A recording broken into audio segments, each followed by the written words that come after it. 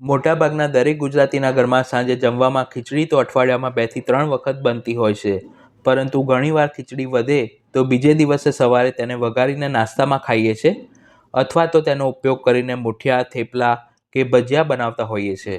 તો આજે આપણે નાના મોટા બધાને ભાવે તેવા બહારથી ક્રિસ્પી અને અંદરથી સોફ્ટ વધેલી ખીચડીના ભજીયા બનાવીશું. તેને બનાવવામાં ફક્ત 10 મિનિટનો સમય લાગે છે, તો વિડીયોને સ્કીપ કર્યા વિના એન્ડ સુધી અવશ્ય જોજો. રેસીપી પસંદ આવે તો તેને લાઇક અને શેર કરવાનું ન ભૂલશો. તો સૌ પ્રથમ મેં એક મિક્સિંગ બાઉલમાં 1 કપ તુવેરની દાળની ઠંડી મોળી ખીચડી લીધી છે. ખીચડી મિનિમમ 2 થી 3 કલાક અગાઉ બનાવેલી હોય તેવી જ લેવી. તેમાં 1 કપ એટલે કે 100 ગ્રામ ચણાનો લોટ અને ભજીયાને ક્રિસ્પી બનાવવા માટે તેમાં 3 ચમચી રવો ઉમેરીશું. તમે પેકિંગમાં જે બેસન આવે છે તે પણ લઈ શકો છો. 3 નંગ બારીક સમારેલા લીલા મરચાં અને 1/4 કપ બી કાઢીને બારીક સમારેલું ગ્રીન કેપ્સિકમ ઉમેરીશું. તેની સાથે અડધો કપ બારીક સમારેલી લીલી કોથમીર, 5 ચમચી હિંગ, અડધી ચમચી હળદર, સ્વાદ પ્રમાણે મીઠું અને 1 ચમચી આદુ મરચાંની પેસ્ટ ઉમેરી હાથ વડે બધું જ સરખું મિક્સ કરી લઈશું. જે લોકો ડુંગળી ખાવાનું પસંદ કરતા હોય તેઓ ખીરું બનાવતી વખતે તેમાં અડધો કપ બારીક સમારેલી ડુંગળી પણ ઉમેરી શકે છે. બધી જ સામગ્રીના માપ મેં નીચે ડિસ્ક્રિપ્શન બોક્સમાં આપ્યા છે.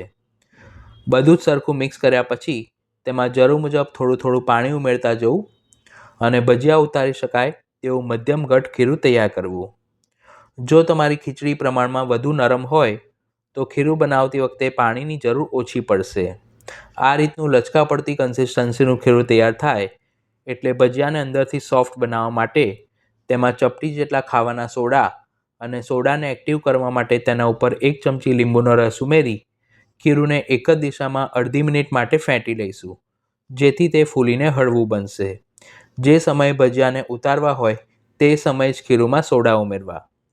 ભજીયાને તળવા માટે કઢાઈમાં જરૂર મુજબ તેલ ગરમ કરી તેમાં મધ્યમ સાઇઝના ભજીયાને તળી લઈશું. તળતી વખતે એક વાતની ખાસ સાવધાની રાખવી કે ગેસની ફ્લેમ મીડિયમ ટુ હાઈ રાખવી અને તેલ પણ મધ્યમ ગરમ થયેલું હોવું જોઈએ. એકવાર ભજીયાને તળવામાં આશરે 3 મિનિટનો સમય લાગે છે. નીચેની બાજુથી ભજીયા થોડા સોનેરી રંગના થાય એટલે જારા વડે તેને ફેરવતા જવું અને બંને બાજુથી એક સરખા ગોલ્ડન બ્રાઉન અને ક્રિસ્પી થાય તે રીતે તળી લેવા. તળતી વખતે જો તમે ગેસ ધીમો રાખશો અથવા તો તેલ જરૂરિયાત કરતાં ઓછું ગરમ થયેલું હશે તો ભજીયામાં તેલ પેસી જવાના કારણે તે પ્રમાણમાં ઓઇલી બનશે. આ સિવાય તમે વધેલી ખીચડી અને વધેલા ભાતનો ઉપયોગ કરીને બીજી કઈ રેસીપી બનાવો છો તે કમેન્ટ કરીને જરૂર જણાવજો. ભજીયા સરખા તળાય એટલે તેને એક સ્ટીલની ગરણીમાં લઈ પ્લેટમાં કાઢીશું અને બાકીના ભજીયાને પણ આ જ રીતે મધ્યમ ગરમ તેલમાં તળી લઈશું. તો જોતાં જ ખાવાનું મન થઈ જાય તેવા બહારથી ક્રિસ્પી અને અંદરથી સોફ્ટ ગરમા ગરમ વધેલી ખીચડીના ભજીયા તૈયાર છે. તેને મેં લીલા મરચાં સાથે સર્વ કર્યા છે. તો તમે પણ આ રેસીપી ઘરે જરૂર ટ્રાય કરજો.